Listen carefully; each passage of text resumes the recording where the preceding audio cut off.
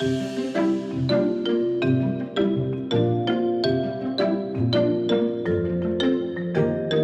to Transform Gov, the digital government podcast, where we share real-life stories about how technology and data are changing the way public services are being designed and delivered, and of course, experienced by all of us. As always, we talk to the people who are on the coalface, the ones making transformation actually happen. Transform Gov is part of the Ireland eGovernment Awards, and it's brought to you in partnership with Accenture.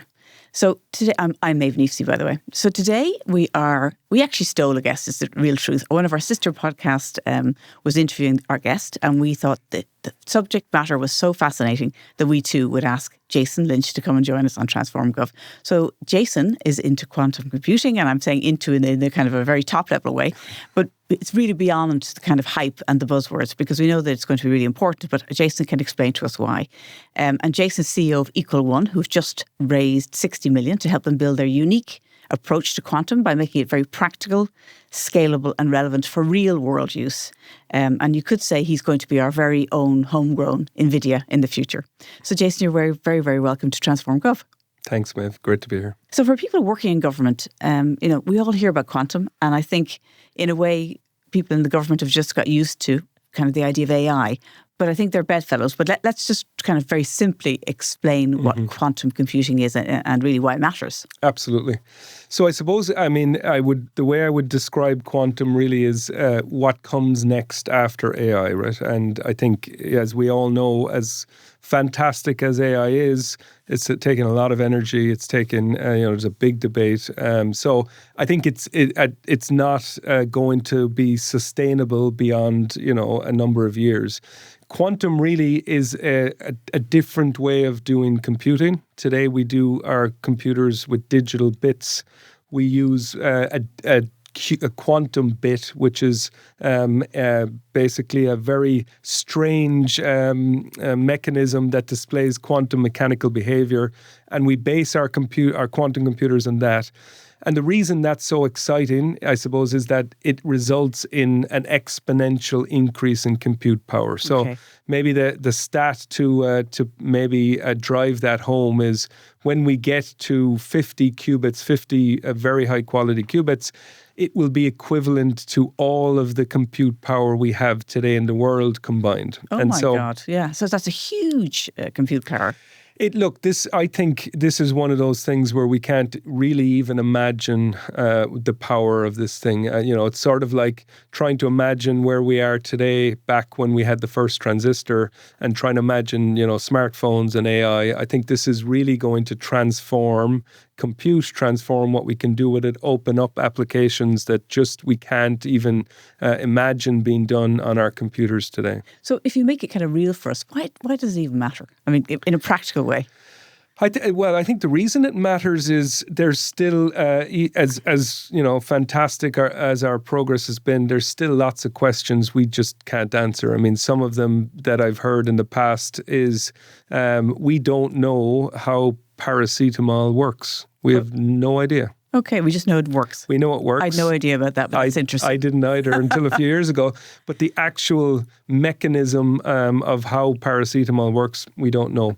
A regular cold, we have no idea, why we get it, how we... These are two examples, I suppose, of how our the molecules and the various parts of our bodies interact with things that come in. And one of the big applications that quantum computing will be able to address is simulating molecules in a computer rather than trying to figure it out. Today through human trials as we have new drugs, or by papers, or by this is going to revolutionize medicine. I think it's going to revolutionize multiple industries. And so could you say, I mean, in theory, that if we had used, or we had the capacity for quantum computing in terms of the pharma kind of environment, that during COVID we would have come up with the vaccine much faster? I mean, is that the kind of application we're talking about? Absolutely. Yeah. So I think, being able to, again, what did we have to do? We had to figure out what we thought would be vaccine would work. We had to put them and test them.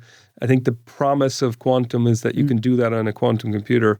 And so that's, I think it's going to revolutionize healthcare, revolutionize how we, treat medicine. It's going to, this whole personalized medicine, it's going to accelerate that because, you potentially will be able to look at how does it interact with me and, make medicine that is just suited to me. So, massive step change in how we do medicine. And that's maybe just one example.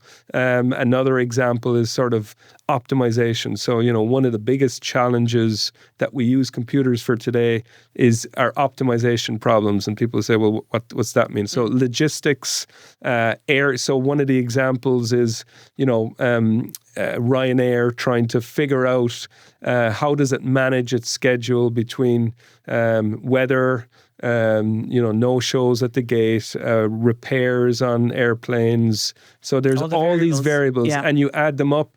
I think I looked at just take an airline, it's like 20,000 or 25,000 different variables to try to optimize. You can't do it today on any computer. So what we end up doing is having, suboptimal answers, which costs a lot of money. I mean, again, whether it's a plane in the wrong place or, a delay that could have been foreseen, that is an example of what quantum computers will do very well. I suppose if you think about, all of the different things that have improved because of computing power, forecasting the weather, there must be so many layers within public, our public sphere that can be effectively transformed. Absolutely. By quantum. Yeah. And do you think that AI can't go further without quantum?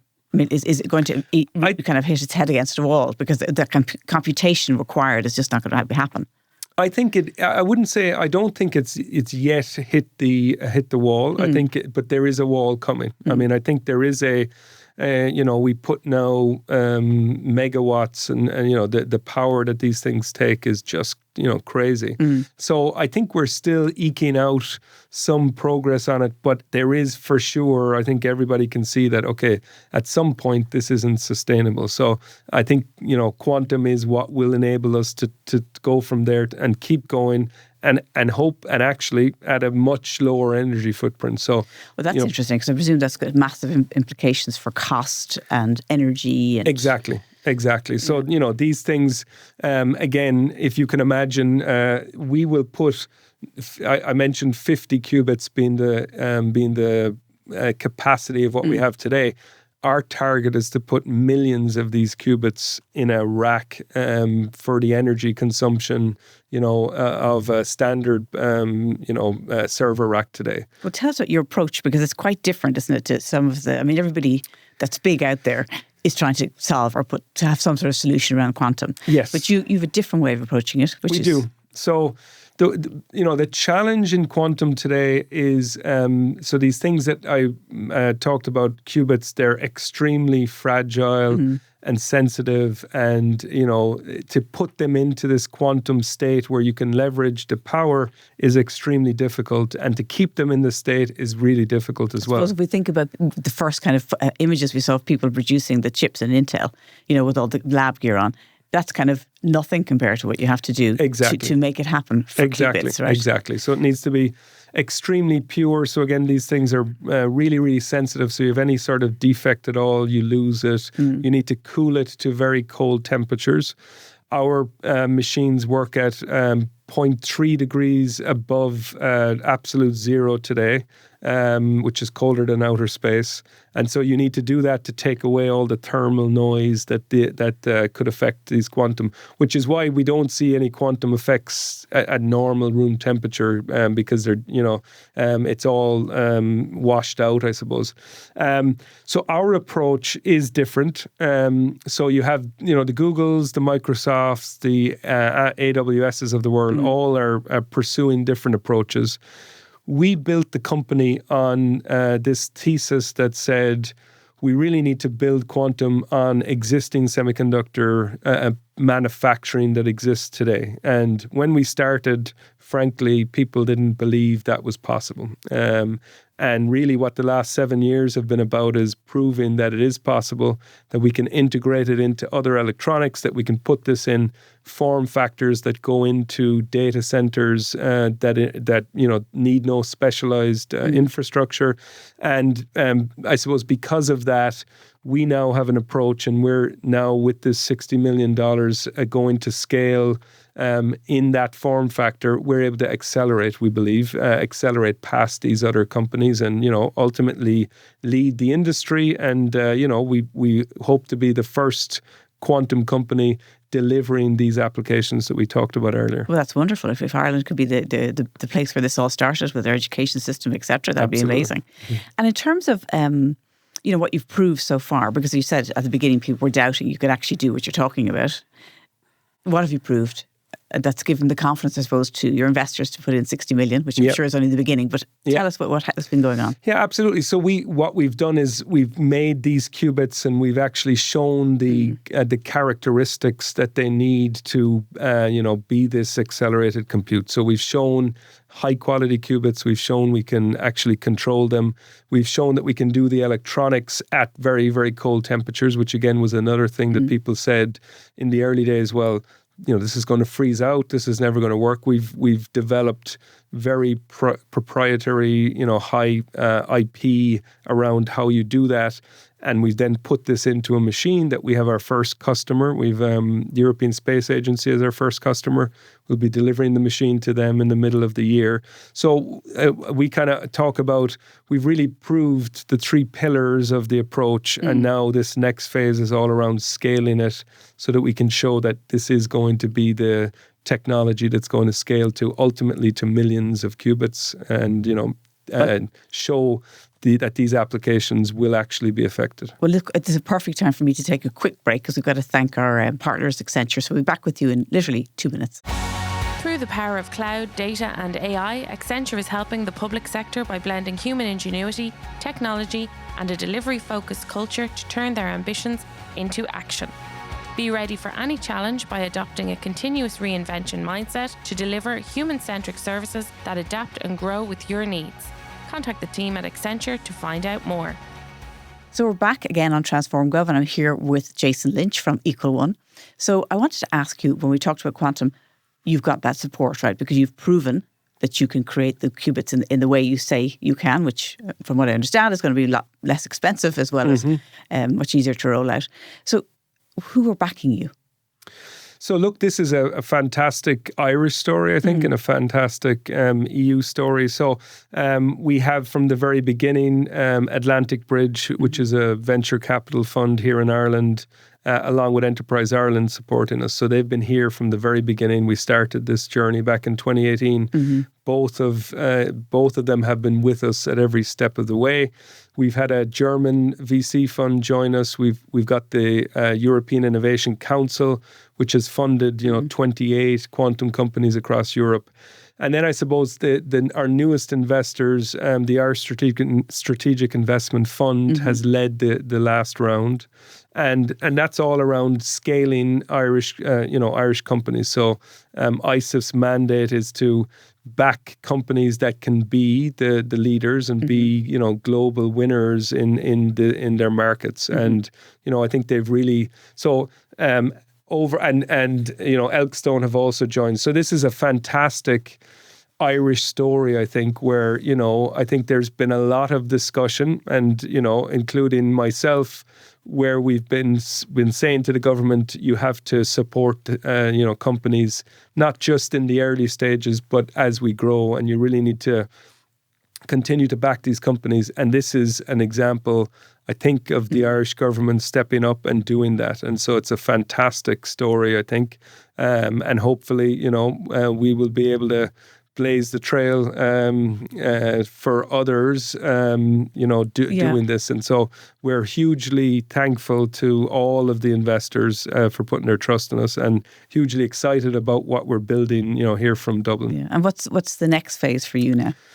So the next phase, so we're 45 people today, so we'll double probably in size. We've got, a very aggressive roadmap to prove out this next phase, which is really around scaling up, delivering more machines. We have a very good pipeline of customers, so engage more.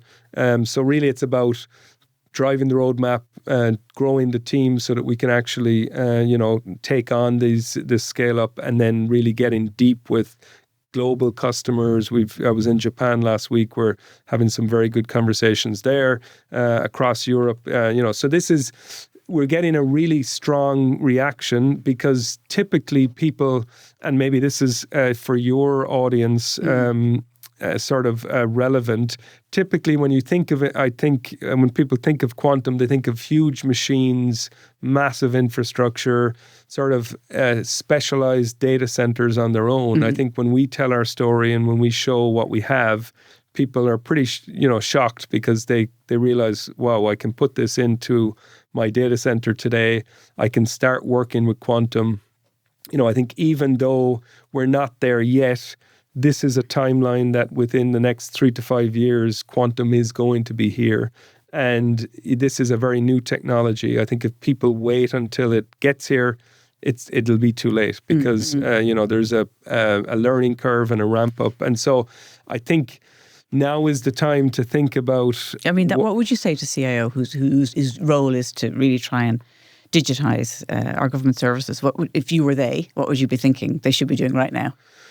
Well, I think planning that roadmap of, okay, how does AI look here today over the next few years, and then it's, assuming quantum is going to come in, how are we going to leverage that? And you mentioned some applications earlier. Flooding and climate is hugely relevant, given what happened, this week in terms of the storm that rolled in and the flooding that happened.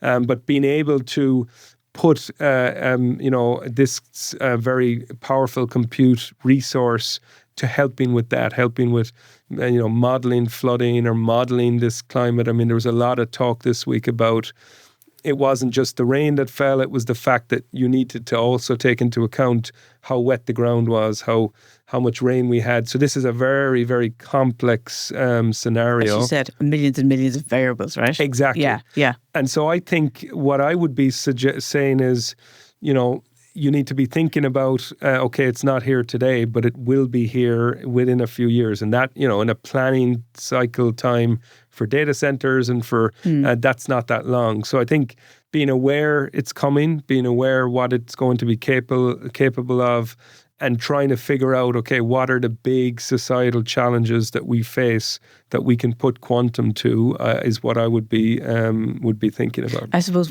recently we did a podcast with Dr. Hitesh Tiwari from Adapt Research, and he was talking about the whole impact quantum can have on encryption. And there's could be huge security risks. What do you think around that? That basically it'll crack the code. Yeah. So this is one of the things that I think is in the public. And I think part of the challenge with quantum today, and part of the part of why it's good to talk to you, is we need to normalize it a little bit, right? I think it's not science fiction-y. It's not science fiction. If you're talking about 3 to 5 years down the line, that's not far at all. It's not science fiction. You don't need to be a PhD in quantum physics to take part in this. It's not going. It's not going to take over. So I think normalizing it is key, right? Look, I think having that view of where we're going and being able to pull in a quantum into a strategy is going to be key. And I suppose when you think about security and encryption, to break it is one side of quantum, but of course to protect it, quantum can be used as well, right? Both sides. Exactly. It's like AI. AI is really dangerous in the wrong hands, but it's really very good in the right hands. Exactly. And so, absolutely. So, if you look at, I suppose one of the things to keep in mind is, yes, quantum will be able to crack all of our encryption, But you will need a much more advanced quantum computer than, say, simulating some of the simplest molecules. So this isn't going to be suddenly you switch on a quantum computer and it works. And it does everything. This is going to be similar to how, our compute goes from a laptop to a server to, so it's going to take and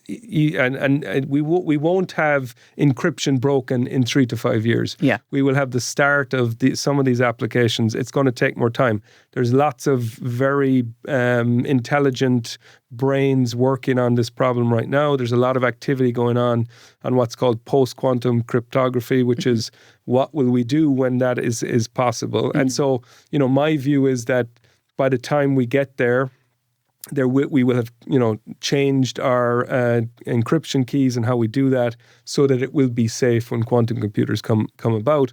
And maybe to your point, when we do have quantum computers and quantum links, actually they are tamper-proof. So 100% that the message you transmit across a quantum link cannot be tampered with and cannot be seen. So actually, it will solve some of the problems that we have in encryption today. And I know when we talked earlier when we were preparing for the podcast, sovereignty and digital sovereignty and things we never even thought about, we are because of the unstable world we're living in the moment. So I suppose it's important, isn't it, perhaps to have an EU joined, united approach to quantum? I mean, what do you think about that? Absolutely. I mean, I think, look, you're seeing a lot of, from both an EU level and also from a country-to-country level, there's a lot of money going in. There's a lot of strategies flying around. Every country has their own quantum strategy. Who's investing a lot in quantum strategy in Europe? In Europe, I mean, I think that, Germany and France, absolutely. But some of the countries that I would compare maybe more closer to Ireland, Denmark, for instance, has invested hundreds of millions. Spain, similarly, have a massive investment. So countries, similar to us, have big investments here, right? So absolutely, I think we need to join together as an EU and say, okay, how can we make sure that we have a sovereign solution for an entire EU, that we have a supply chain that is sovereign in the EU.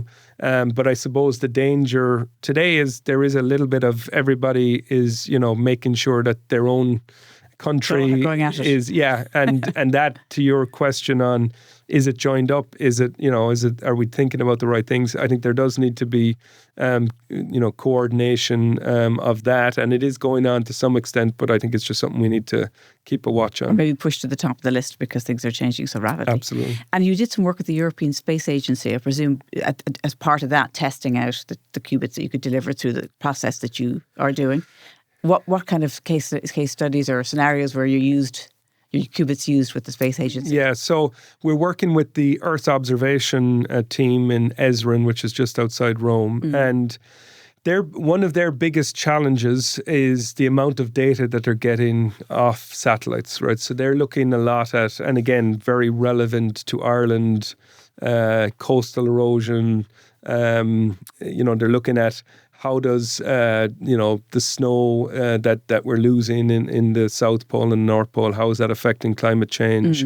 And the challenge they have is just overwhelming amounts of data. And so they're very keen to get on quantum very early and see can they figure out a path of how they can deal with that, because they just can't, they're overwhelmed with the data. So, part of the challenge is there's so much coming in to pick out the needle in the haystack that actually is the answer to the question they're asking is extremely difficult. And of course, we know now that there's so many different answers to climate. Is there climate, challenges? What should we be doing? What's the most important thing to do? What should we do first? What should we...